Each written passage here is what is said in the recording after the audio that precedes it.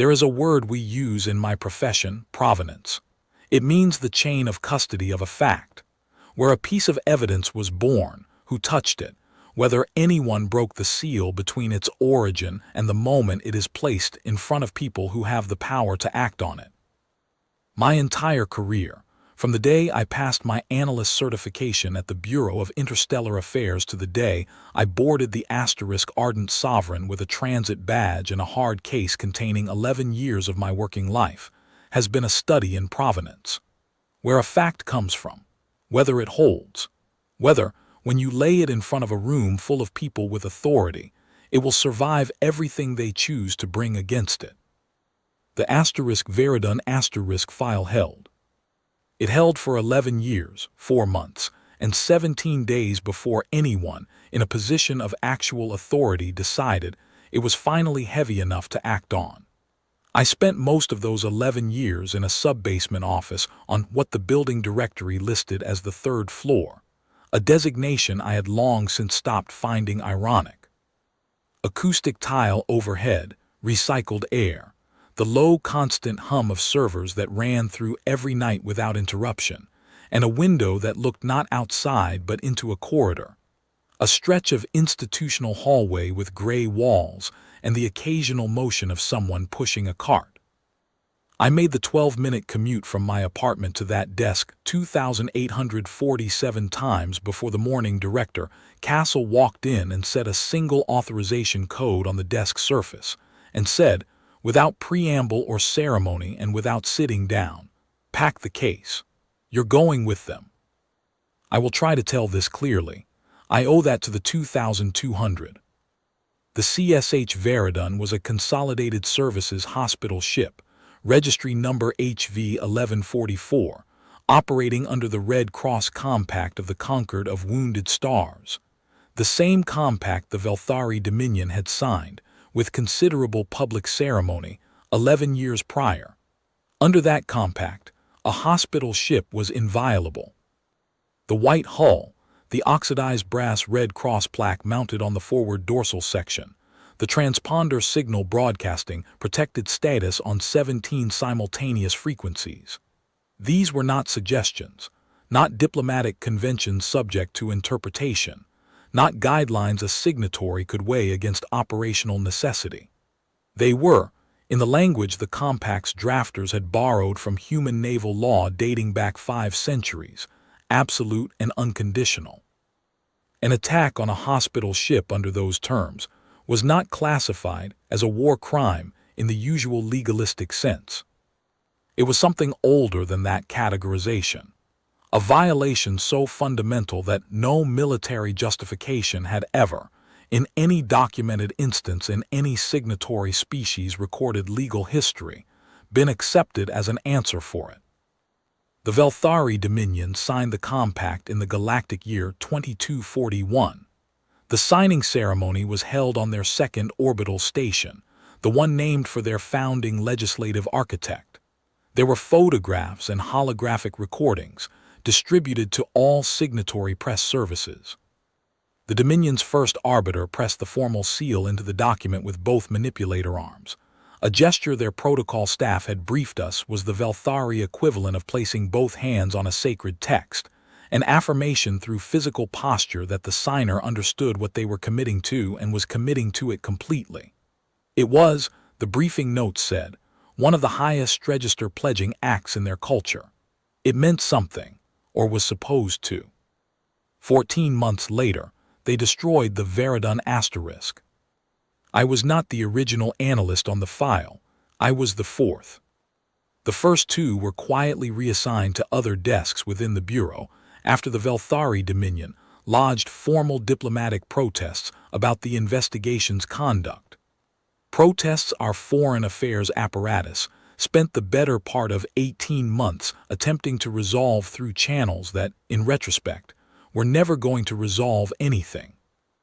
The 3rd analyst, a careful man named Voigt who had been with the Bureau for 22 years, died of a cardiac event before he could finish the preliminary evidence index. He was 61 years old. I inherited his files, his cross-referencing structure, and a habit he had developed of keeping the raw sensor logs in a separate encrypted partition from the official case materials. Not because he was paranoid, or not only because of that, but because he had been in the Bureau long enough to have seen official case materials reviewed by people who were not strictly members of the investigative team, and whose interest in the materials was not strictly evidentiary. I kept Voigt's partition. I kept adding to it. By the time I was finished with the investigative phase, the partition held 4.7 terabytes of raw data, sensor sweeps from the 2 Earth monitoring stations, whose scan arcs covered the Veradun *S operational corridor at the time of the incident, intercepts from a human merchant vessel running dark in a transit lane 17,000 kilometers off the Velthari patrol boundary, spectral analysis of the debris field as captured by an automated survey buoy that had been placed in that sector 3 months before the incident for purposes entirely unrelated to the Veradun, a routine deep space positioning calibration that no one had thought to pull from the automated archive during the original investigation, and the last 11 minutes of transmission from the Veradun *S internal crew channel.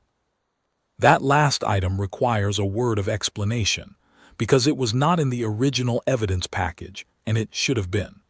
The Veradun *S official command log, the formal record kept at the captain's station, was clean, professional, and ended with a standard navigational position update at approximately 7 minutes before the contact event. The crew channel was something different. The internal communication system used by the crew for shipboard coordination, recorded in compressed burst format to an isolated memory buffer that was hardened against electromagnetic pulse. The buffer was a standard feature of that class of hospital ship, installed specifically because hospital ships operated in contested regions, and their internal records were considered medically and operationally significant. The buffer survived the destruction of the Veradun.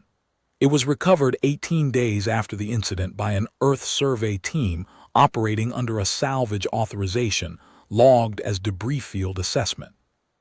They found it in a sealed compartment from what had been the ship's secondary engineering section, the compartment tumbling slowly in a long axis, and it took their recovery team 4 hours to match the compartment's rotation and retrieve the buffer without cracking its housing.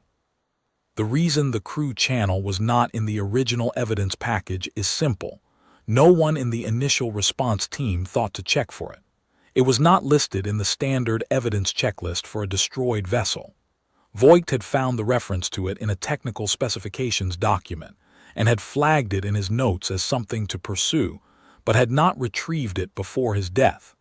I retrieved it in my second year on the file. I listened to those 11 minutes of recording 214 times over the course of the investigation. I will not describe in detail what is in them. I will say that the voices are calm and professional for the first 4 minutes, which is consistent with a ship crew encountering something unexpected, but not yet understanding what they are encountering. I will say that the quality of the recording changes after the 4-minute mark, as the crew's understanding develops. I will say that at the 9-minute mark, Commander Ilse Franca, the Veradun *S commanding officer, a woman with 22 years in medical service and 3 children on Earth, a woman I encountered only through her record and her voice, gives an order in a register so controlled and so steady that I required 3 listens to parse exactly what she was saying and to understand the full weight of the decision she had made in that moment. And I will say that the last 2 minutes of the recording contain sounds that no recording of any hospital ship should ever contain, and that I have no intention of describing those sounds to anyone, because they are already in the record and the record is permanent, and that is sufficient. The Velthari Dominion's official position, filed with the Concord within 48 hours of the incident, was that no Dominion military vessel had been in the Veradun *S operational sector on the date and at the time in question. They attached to this position a formal patrol log documenting the location of their nearest vessel, the border watch cruiser Kavath Sekindal *, as operating 340,000 kilometers away from the Veradun *S corridor, well beyond weapons range, well beyond intercept range. The patrol log carried the authentication seals of 4 separate Velthari military commands and was formatted in precise compliance with the Concord's documentation standards. It was a clean document in the technical sense, properly structured, properly sealed, internally consistent. It was also fabricated. It took me 3 years to prove that, and another 2 years to prove it in a form that could withstand the legal challenges the Dominion's diplomatic and legal apparatus brought against my methodology. It took another 18 months after that before the Concord's Evidentiary Review Board accepted my analysis as admissible under their standards.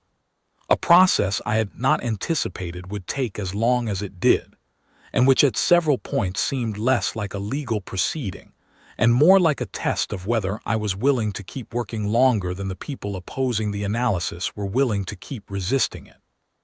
The specific point of failure in the Dominion's patrol log was the ion trail signature of the Kavath Sekindal itself. An ion trail signature is not dramatic evidence. It is not a photograph of a crime. It is a column of numbers, a spectral gradient in the particulate dispersal left behind by a drive operating at high output, a faint chemical and energetic fingerprint that persists in open space for a predictable duration before dissipating below measurable thresholds. Under normal investigative circumstances, you look for an ion trail by pointing a sensor array at the volume of space where you believe a vessel traveled and measuring what you find. The monitoring station that captured what I needed had not been pointed at that volume of space for that purpose. It had been running a standard automated background sweep, a continuous low-priority scan of the sector that ran around the clock, logged its readings to a compressed archive, and was never intended to be used as an investigative resource. The Kavath Sekindal *S ion trail had been captured by that sweep, misidentified in the system's automated classification algorithm as background particulate noise, consistent with a comet cluster that had transited the sector 2 years earlier, and filed in the compressed archive where it sat untouched for 6 years. I found it in a database search I was running for a different purpose entirely. I was cross-referencing background particulate readings from several monitoring stations against a theoretical model of the Kavath Sekindal *S drive output that I had developed from technical exchange documents, a classified paper from a defense engineering exchange program, 8 years before the incident, in which a Velthari propulsion engineer had shared technical specifications with an Earth counterpart. The paper had not been formally indexed in the Bureau's evidence systems. I found it in a sub-file of a diplomatic archive, improperly categorized under a header about cultural exchange programs. The exchange had produced a specific figure, the harmonic resonance frequency of the Velthari rail projection weapon system at full charge, that appeared nowhere in any publicly available source. That frequency appeared in the background audio of the Veradun *S crew channel recording, at the 8-minute mark, as an acoustic artifact superimposed on the ambient noise of the engineering section. My acoustic analyst, a contractor who had worked with me under a confidentiality agreement for 7 years, a woman who had also, I later learned, been monitored by the Dominion's intelligence service for most of that period, identified it as a match to the technical paper's specification at a confidence level of 97.3%. The Kavath Sekindal *S ion trail put it in the Veradun *S sector at the time of the incident. Its weapons frequency was present in the crew channel recording. The debris field spectral signature matched the known energy profile of Velthari rail projection weapons fire. The patrol log said none of this could be true. The patrol log was wrong, and provably wrong, and I spent 8.5 years proving it in a way that could not be argued away. I wrote the final summary document in the 47th month of my time on the file.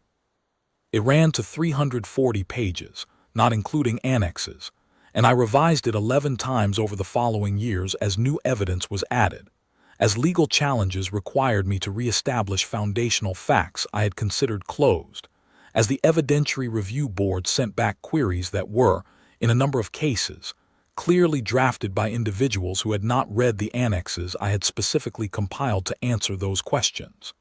Each time a challenge came in, I answered it. Each time a fact was disputed, I reestablished it, with additional corroborating documentation where possible. I did not shout. I did not send complaints to the director's office. I sat at my desk in the sub-basement and I answered every challenge and I moved forward. There was a period, somewhere in the 5th year of the investigation, when I understood with unusual clarity what I was actually building. I was not constructing a legal case for a criminal prosecution. The Concord had no mechanism to compel a signatory to submit its military commands to external criminal proceedings, and the Dominion had made it clear, through multiple layers of diplomatic language that translated to something considerably more direct, that they would withdraw from the compact entirely before they would allow their officers to be subject to such proceedings. I was not building a case for diplomatic purposes. Diplomacy had failed before I inherited the file. The reassignments of the first 2 analysts had happened precisely because the diplomatic corps had made a calculation that the relationship with the Dominion was more valuable, in operational terms, than the question of accountability for what had happened to the Veradun. That calculation had held, and it had held, and it had held for 5 years. What I was building was a record. A record is not the same thing as a case. A case has an intended recipient, a verdict attached to it, a specific destination. A record simply exists. It is a complete, provable, unbreakable account of what happened, assembled with sufficient care and density of corroboration that it cannot be argued away, cannot be diplomatically smoothed, cannot be filed in a sub-basement archive and treated as resolved. A record is a weight placed on a scale. The scale will tip when the weight becomes sufficient, regardless of who is holding the other side, regardless of how long they hold it. The question is whether you are patient enough and rigorous enough, and willing to be wrong about your own assumptions often enough to build a weight that holds. In the 11th year, the scale tipped. I do not know the exact combination of factors that produced that outcome at that particular time. I have theories, built from the same habit of evidence gathering that I applied to everything else. The Velthari Dominion had been extending their patrol boundary into a commercial corridor used by 3 other conquered signatories, and the friction from that expansion had produced, for the first time in the period I had been working the file, a conquered council majority whose interest in managing the Dominion's position was outweighed by its interest in establishing a precedent about what signatories could and could not do. There had been changes in Earth's Strategic Council. 3 members who had, in documents I was not supposed to have read, expressed the view that the *Veradun matter was effectively concluded, had been replaced in the previous electoral cycle by members who had not taken that position. And there was the file itself, which had grown over 11 years, to the point where setting it aside was no longer a passive act but an active decision. A decision that required someone to be willing to write, in official documentation, that they had reviewed 4.7 terabytes of physical evidence and a 340-page summary and its annexes, and had chosen to take no action. The number of people willing to put their name to that statement had been declining for some time. Director Castle set the authorization code on my desk at 7:30 on a Thursday morning in late autumn. She had not scheduled the meeting, and she did not sit down. She told me what she told me, and she walked out. I looked at the code on the desk surface for a moment. Then I picked up the hard case from where it sat against the leg of the desk. I had repacked it 17 times over the years, and I knew exactly how its contents fit, and I clicked the biometric seal and carried it out of the sub-basement for the last time.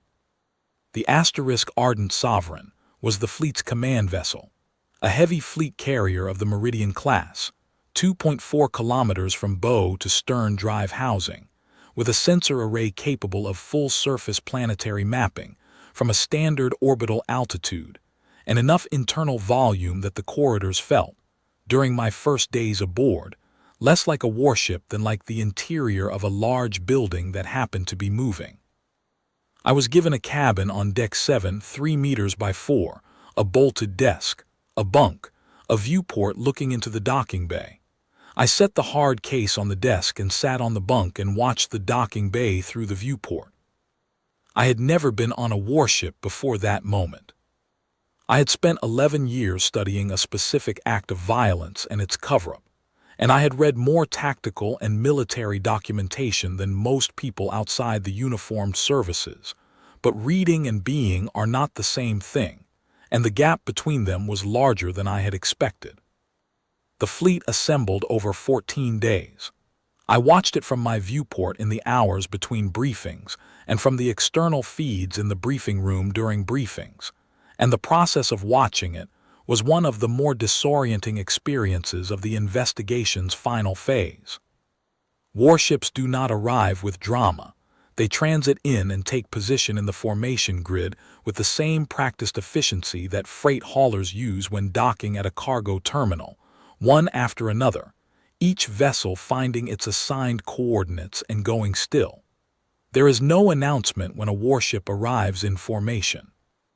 It is simply there, and then the next one is there, and gradually the space around the Ardent Sovereign became a different kind of space, occupied by different kinds of mass, and the accumulation of it changed the quality of everything I was looking at. I had written the number 340 in documents more times than I could count with any accuracy. I had used it in analyses, in summaries, in budget justifications and strategic impact assessments. A formation of 340 warships would represent a commitment equivalent to X% of Earth's current deployable tonnage. And the deterrent signaling value of a formation at this scale is qualitatively distinct from any proportional response at lesser magnitude, and various other formulations that treated the number as a variable, an element in a calculation, a figure with strategic properties that could be analyzed and discussed.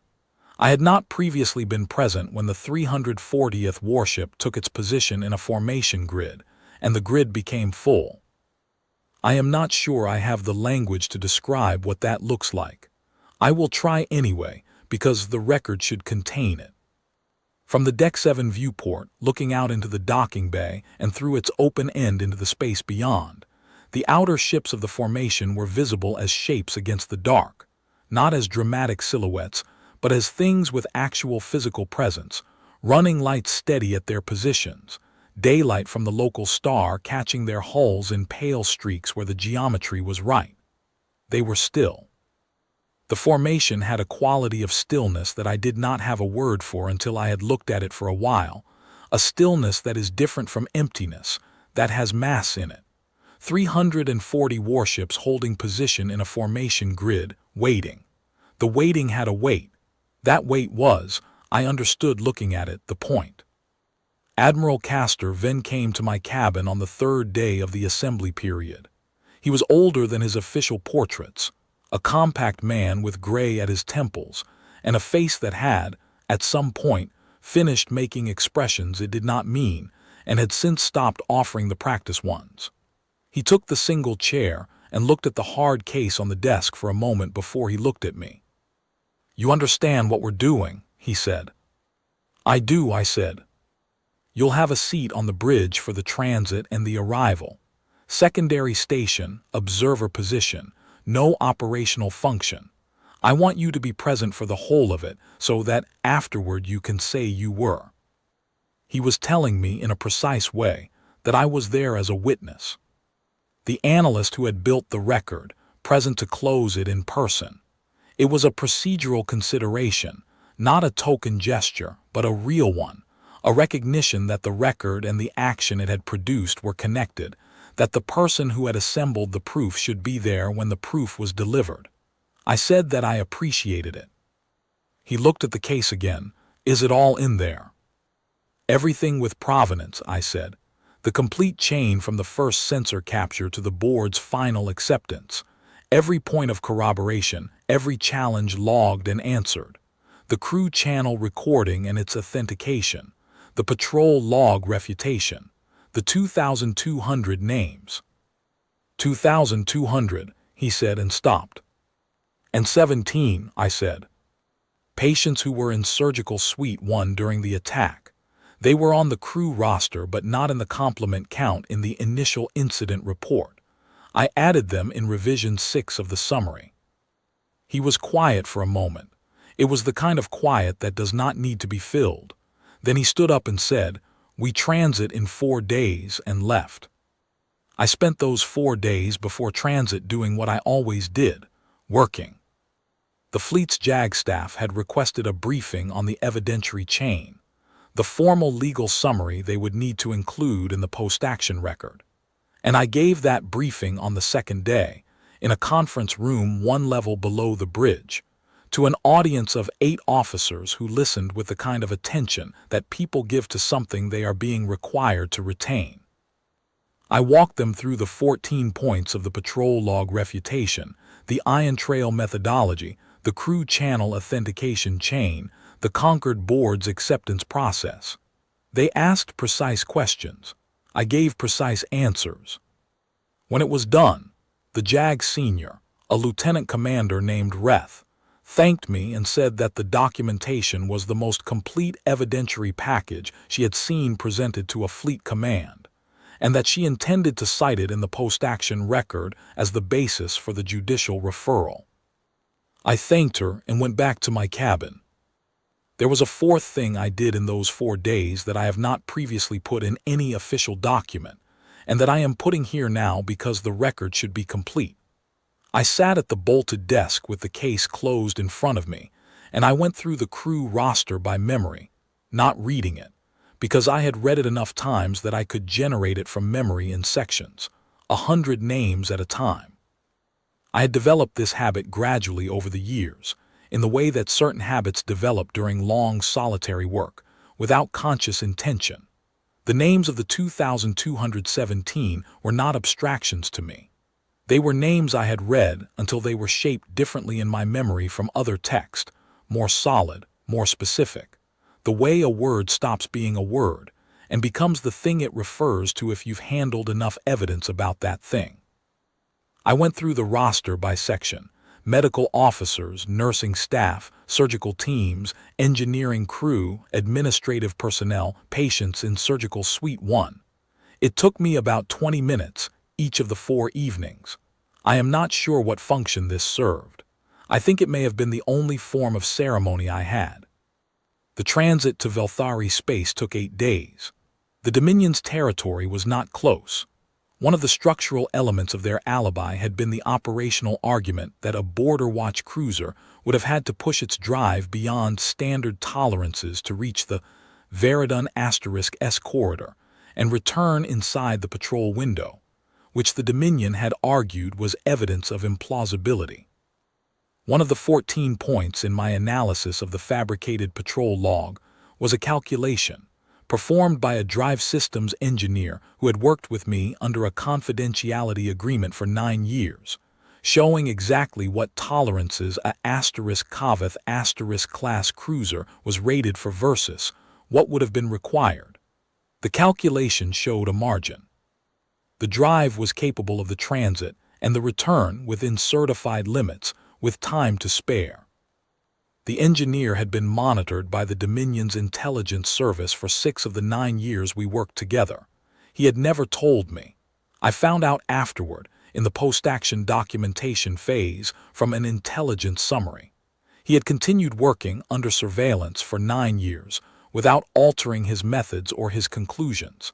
I filed a commendation letter for him. I do not know if it went anywhere useful. The transit itself was 8 days of the ardent sovereign in motion, which felt from the inside less like travel and more like a kind of pressurized waiting.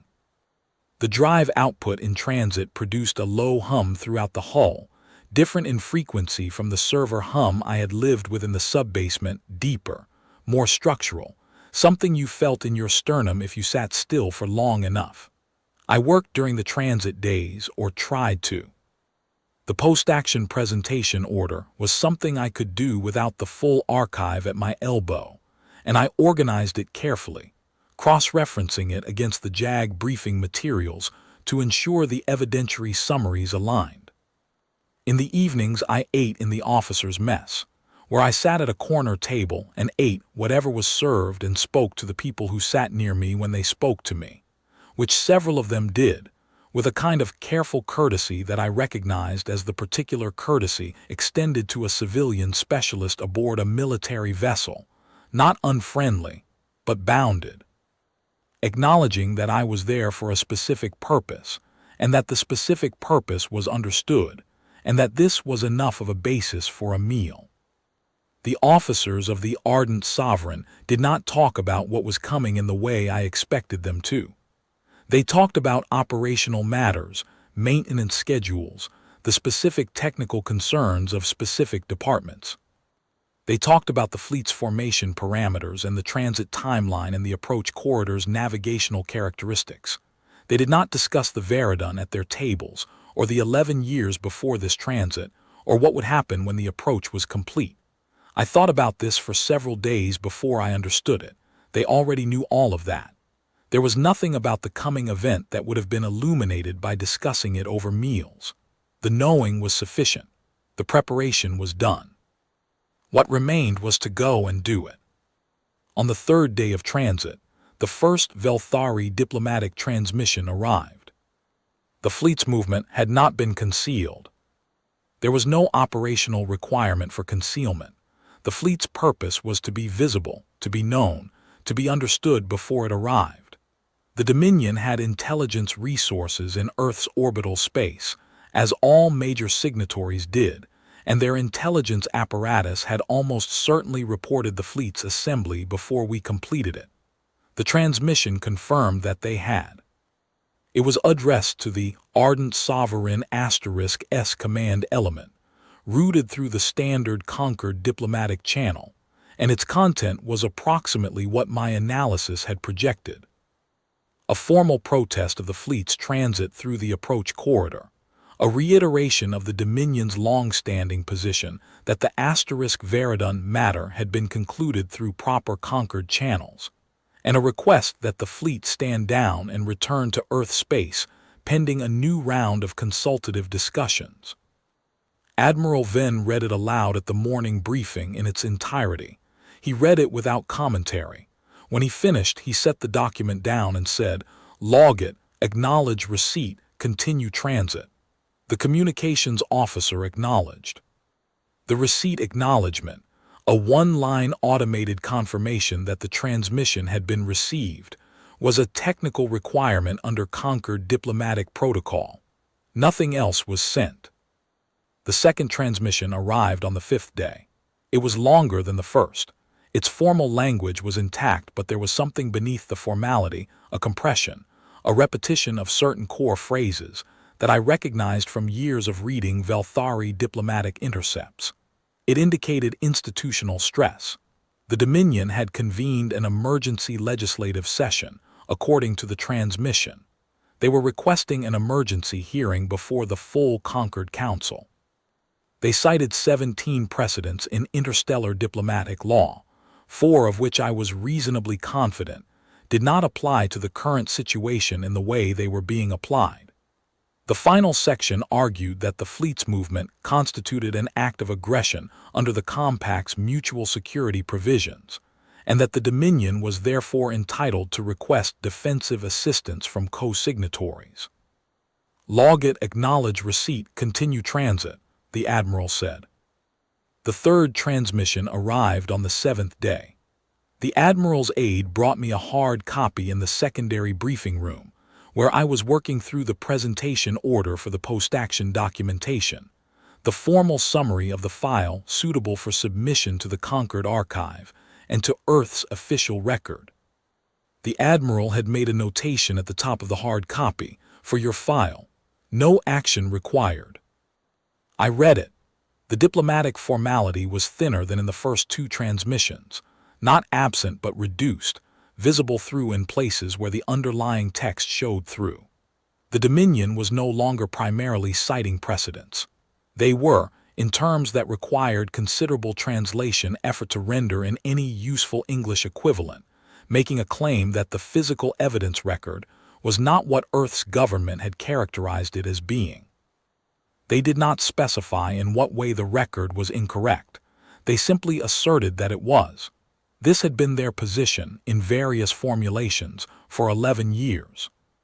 I put the transmission in the case, closed the seal, and went back to work.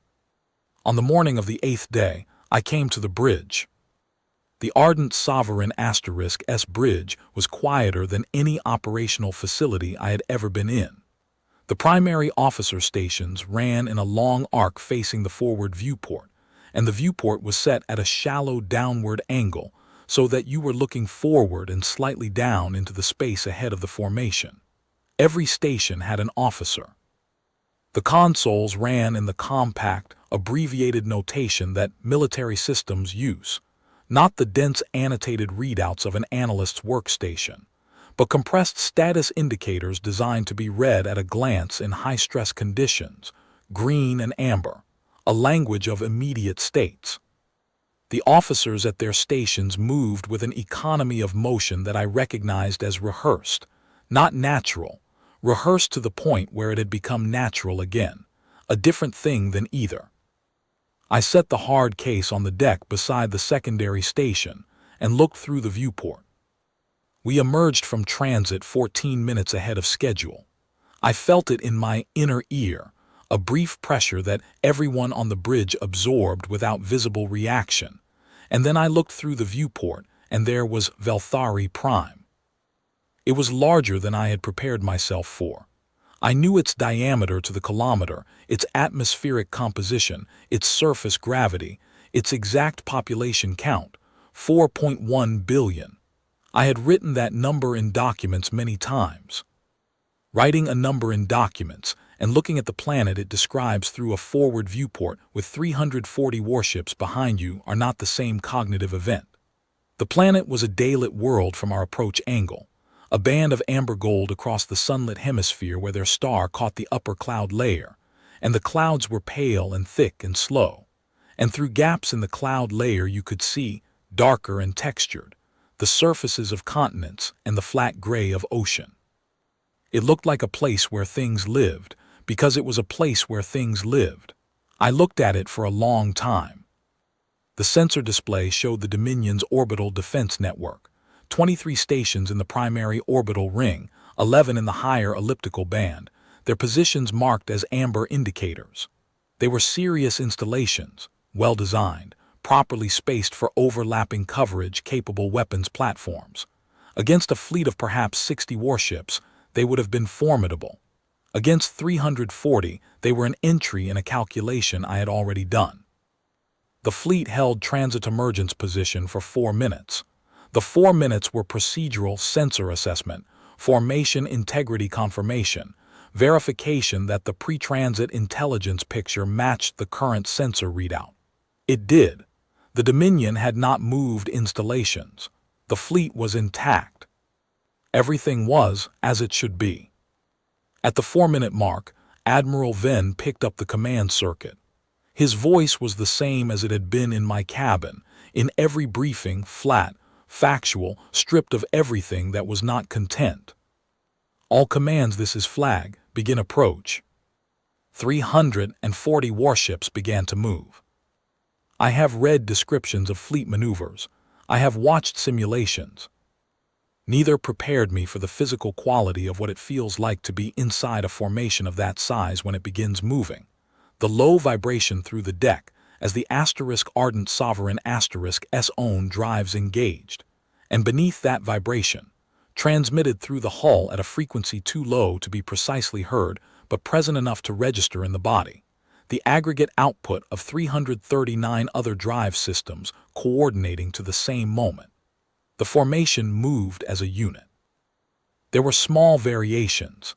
The destroyers a fraction faster than the heavy cruisers, the carriers slightly behind, but those variations were within design tolerances, and to the eye, looking through the viewport, what was moving was one thing. The Dominion's orbital defense stations opened a hailing frequency. The communications officer logged it and returned a receipt acknowledgement, as the transit transmissions had been handled, and no substantive reply was sent. The frequency remained open throughout the approach, and they broadcast on it continuously multiple overlapping signals, some from the orbital installations and some from surface-based government and military facilities.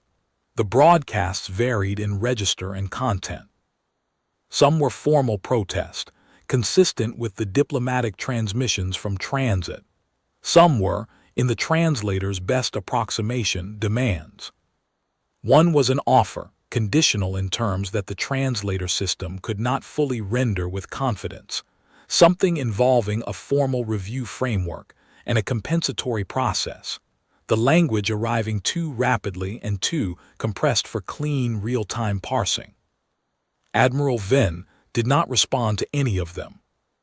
He stood at the primary command station with his hands at his sides, watching the approach data on his console.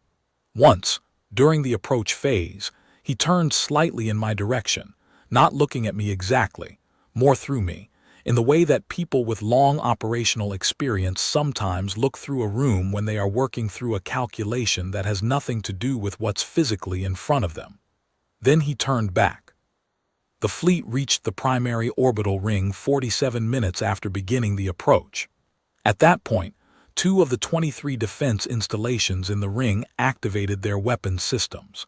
The sensor display registered the power-up sequence as amber indicators shifting to a deeper tone. The nearest console officer reported it quietly, without urgency, to the Admiral. "Noted," the Admiral said. 3 destroyers broke from the formation's forward element. They were at optimal engagement range of the 2 active installations within 11 seconds of their break. The installations fired real weapons discharge at full rated output, the kind of strike that would have been operationally significant against a vessel not designed and armored to absorb it. The destroyers were designed and armored to absorb it. The damage display on the bridge showed hull scoring on one vessel, within tolerance, not affecting drive or weapons function. The destroyers returned fire. The 2 active installations were no longer on the sensor display. The remaining 21 installations in the primary orbital ring did not activate. The fleet passed through the primary ring and took up low orbital position. The planet was fully beneath us now, filling the lower section of the forward viewport. The amber cloud layer was close enough to see the texture of it, the slow atmospheric motion, the weather systems moving across the face of a world that had been doing that for billions of years and would continue to do it. Through the cloud gaps, a coastal region I did not have a name for, a large settlement, the geometric regularity of constructed infrastructure. 4.1 billion individuals going about the business of whatever that morning had looked like before we arrived. I held that number in my mind. I do not think there is a way to do that correctly. I tried anyway. The Dominion's planetary broadcast network was continuous and overlapping now, the communications officer filtering it into distinct signal streams. Some streams were formal government transmissions, diplomatic in register, addressed to the conquered, citing every applicable compact provision that might bear on the situation. Some were civil broadcasts, shelter-in-place instructions, evacuation advisories, the particular cadence of a government telling its civilian population that something is happening while being unable to explain what the outcome will be. Admiral Venn authorized a single transmission. It was not addressed to the Dominion's government. It was addressed to the Concord's public archive system, the distributed record network maintained across all signatory server nodes, with no single point of control, inaccessible to any individual signatory's unilateral action. The transmission was the complete *Veradun* file, every terabyte. The raw sensor logs and the ion trail spectral data, and the debris field analysis, and the crew channel recording and its authentication chain, and the fabricated patrol log, and the 14-point refutation and the evidentiary board's acceptance and the final summary in its 11th revision and all the annexes. 11 years, 4 months, 17 days, 4.7 terabytes, 340 pages plus annexes. The 2,200 names. The 17 in Surgical Suite 1. The record, complete and irrevocable, entered the permanent archive of the conquered of wounded stars. Transmission confirmed, received by archive, the communications officer said. Good, Admiral Venn said. He turned to the weapons command station. Execute the orbital interdiction package, targets 1 through 8. The package had been developed during the transit and reviewed 3 times by 3 separate targeting teams specifically to ensure that what was struck was what was intended to be struck. The Velthari military coordination infrastructure, the command and control facilities from which the attack on the Veradun had been authorized, and the fabricated patrol log had been generated, and 11 years of diplomatic denial had been managed. Not the power grid serving the civilian residential zones. Not the water treatment infrastructure, not the transit network, the military apparatus specifically and only. The distinction mattered to me. I want to state that directly for the record. 8 targets, 8 strikes, executed sequentially with a calm efficiency that the bridge absorbed without drama, officers tracking outputs on their displays, status indicators moving from active to confirmed inactive in a pattern that took 11 minutes to complete. The Admiral watched the primary display. I watched the viewport. The planet below continued to be what it was, cloud layer turning slowly, daylight moving with the rotation, the amber brightening at the terminator line where the sunlit hemisphere met the dark. From this altitude, what was happening on the surface was not visible. That was partly cloud cover and partly scale. The targeting was precise in the only way that word has meaning in this context.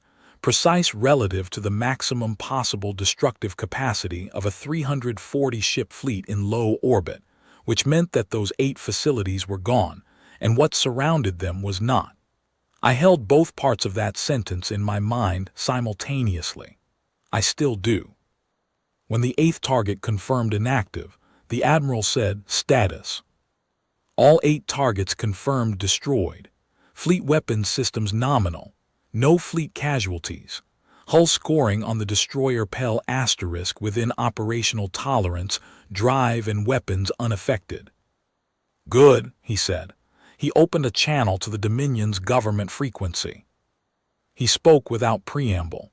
This is Fleet Admiral Castor Venn, commanding the Earth Retribution Fleet. The Veradun * file has been transmitted in full to the conquered public archive. It is now a permanent and irrevocable entry in that record, accessible to all signatories and all parties.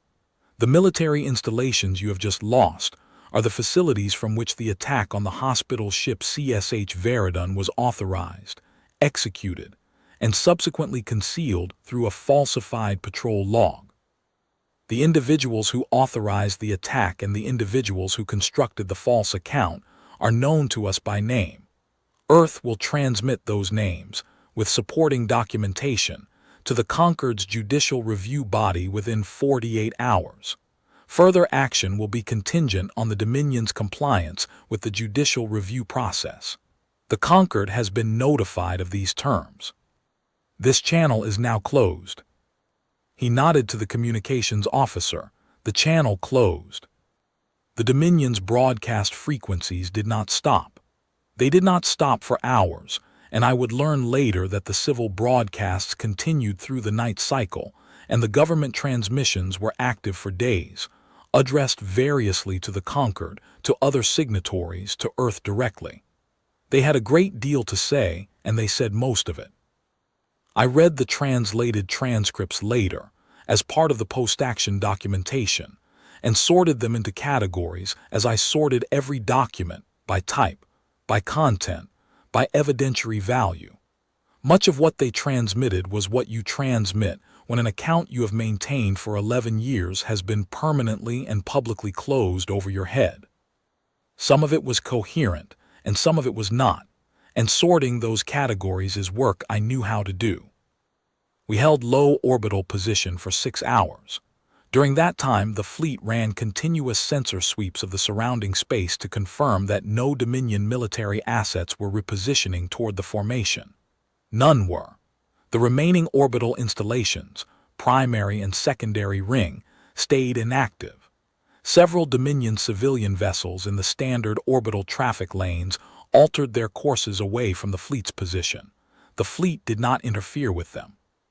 The 6 hours were, by any operational metric, quiet. Partway through the 3rd hour, Admiral Venn came to the secondary station and stood beside me for a moment, not speaking, looking at the viewport. He had a data tablet in one hand that he was not looking at. After perhaps 2 minutes he said, without turning, "The Concord Archive acknowledged full receipt." "I know," I said. "I saw the confirmation." He nodded. He stood there another minute or so, then he went back to the primary station. I did not speak to him again until we were already in the return transit, 2 days out from Velthari space, when he came to my cabin for the second and final time. He sat in the chair again and looked at the case on the desk again, the same way he had on the 3rd day of the assembly period. He asked me how the post-action presentation was coming. I told him it was organized and would be ready for the review board when we returned. He said that was good. He asked whether the judicial referral package was in the case or would need to be separately compiled. I told him it was already indexed in the case, that the 9 names with supporting documentation were in a separate partition at the front of Drive 4, formatted to the Concord Judicial Review Board submission standards. He said, "You planned for this a long time ago." "Revision 9 of the summary," I said. "I added the judicial referral index in Revision 9 4 years ago, on the calculation that if the file ever moved, the referral would need to be ready without a compilation delay." He was quiet for a moment. He said, "Were you certain it would move?" I thought about that honestly because it was an honest question. "No," I said, "I was not certain. I was committed to being ready if it did." He nodded once slowly, in a way that suggested he had heard something he recognized. Then he left. I sat at the secondary station for most of those 6 hours in orbit. I was not reviewing sensor data. I was not composing documents or cross-referencing anything. I was looking at the viewport. The planet moved in its orbit with the unhurried motion of something that has been in the same relationship to its star for a very long time, and will be in that relationship long after everything that happened on this particular morning is geological sediment. The terminator line was visible at the left edge of the viewport, the boundary between the sunlit hemisphere and the night side, and I watched it as the orbital geometry shifted slowly, the amber brightening at the edge before dropping into the dark. The night side was not fully dark. You could see, at the limits of the sensor system's optical enhancement, the patterns of settled places, the irregular geometry of inhabited areas, the distributed light of 4.1 billion individuals going about the ordinary business of living. I thought about Commander Ilse Franca. I thought about her 3 children on Earth who were adults now, who had grown into adulthood knowing what I knew without knowing when, or whether, it would be enough. I thought about Voigt, his careful partitions, his habit of separating the raw data from the official record, because he had been around long enough to know that the official record was not always sufficient to preserve what was actually true. I thought about 11 years of mornings at a desk with a window facing a corridor, the accumulated weight of those mornings, the slow accumulation of terabytes and pages and cross-references and challenges answered and facts re-established. I thought about the 9-minute mark. The thing I felt, sitting at the secondary station looking at the viewport, was not what I had expected. I had thought, in the many private moments over 11 years when I allowed myself to think about what this moment would feel like, that I would feel release. or completion, or the specific exhaustion that follows the end of something that has required sustained effort over a long period. What I felt was different from all of those things. It was more like the sensation of carrying a weight in a specific place for so long that when the weight is finally removed, the place retains its shape, holds the impression of the thing that was there. Not empty, not relieved, still shaped by the weight. I was still the person who had spent 11 years building that record, and I would continue to be that person regardless of what had happened this morning. And I was not sure what came after that, and I thought it was probably all right not to know yet. At the 6-hour mark, the Admiral ordered the formation to break orbit. 340 warships moved away from the planet in the same configuration they had arrived in, the same columns, the same grid spacing, the same patient collective motion. The Ardent Sovereign was the last vessel in the withdrawal pattern, which I recognized as a command ship positioning standard, the command element departing from the scene only after the fleet is already in motion. We transited home in 9 days. On the second day of the return transit, I sat in the cabin with the hard case open on the desk and went through the contents for what I believe was the final time in their complete configuration. 11 drives in their foam-cut slots, the printed binder, the authentication chains. I was composing in my head what I would say to the post-action review board. What summary you give of 11 years of work to people who were not in the sub-basement, who did not listen to 214 playbacks of a crew channel recording, who know the conclusion but not the weight of the work that produced it. I kept returning to the provenance, the chain of custody, the unbroken line from the first automated sensor sweep to the archive transmission in low orbit, every link documented and verified and survived.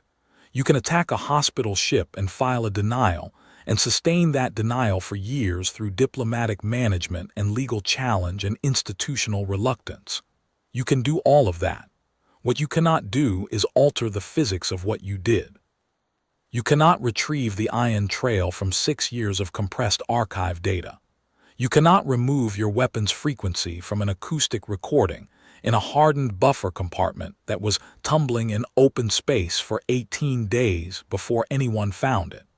You cannot make the spectral signature in the debris field mean something other than what it means. The physical world records what happens to it, without editorializing and without forgetting, and if someone with sufficient patience builds a record around those physical facts, the record exists and it has weight, and eventually, not quickly and not without cost, the weight is enough. The post-action review took 3 weeks. The conquered judicial review process, which began 48 hours after the fleet's return when Earth transmitted the named individuals and their supporting documentation, took 14 months. It produced formal findings against 9 named individuals in the Velthari Dominion's military command structure, findings that were entered into the Concord's permanent legal record and transmitted to all signatories. The Dominion's compliance with the process was not voluntary in any straightforward sense, but it was real, and the findings were real, and they are in the permanent record. The first arbiter who had pressed the compact's seal with both manipulator arms in the ceremony 11 years before the Veradun S destruction was not among the 9. He had died 3 years before our fleet arrived. I noted that in the post-action documentation without comment. I was given 3 weeks of leave after the post-action review concluded. I did not know, at first, what to do with them. The sub-basement was no longer my sub-basement. They had reassigned it to a different team during the post-action period, and my desk had been cleared by the time I returned to the building to collect the few personal items I had kept there. The server hum I had lived with for 11 years was still present, because it was the hum of the building's infrastructure and not of my work specifically, but it no longer felt the same. I spent part of the leave in the city where I grew up, which is not a significant fact except that I had not spent time there in a long while and the air was different there. It moved naturally, came from outside, had weather in it. On the last day of the leave, I went to the memorial, The Veradun Memorial is in a park adjacent to the Consolidated Services Medical Headquarters building, in a section of the grounds that is separated from the main walkway by a low hedge and a change in grade. It is not a large monument. It is a low stone wall, pale granite, with names cut directly into the stone, the 2,200 plus the 17 organized by role and station. The medical officers, the nursing staff, the surgical teams, the engineering crew, the administrative personnel, the patients who were being cared for in Surgical Suite 1 when the *Cavith Secondal arrived. The cutting is clean and unfussy, the names the same size regardless of rank. There is a bench opposite the wall, in the shade of a tree that was, according to the planting record, installed when the memorial was dedicated 12 years ago, and that has grown considerably since. I sat on the bench for a long time. I did not say anything out loud. I have thought about that since, whether there is something owed in that situation that I did not offer, some verbal form that the circumstance required. I do not think there is.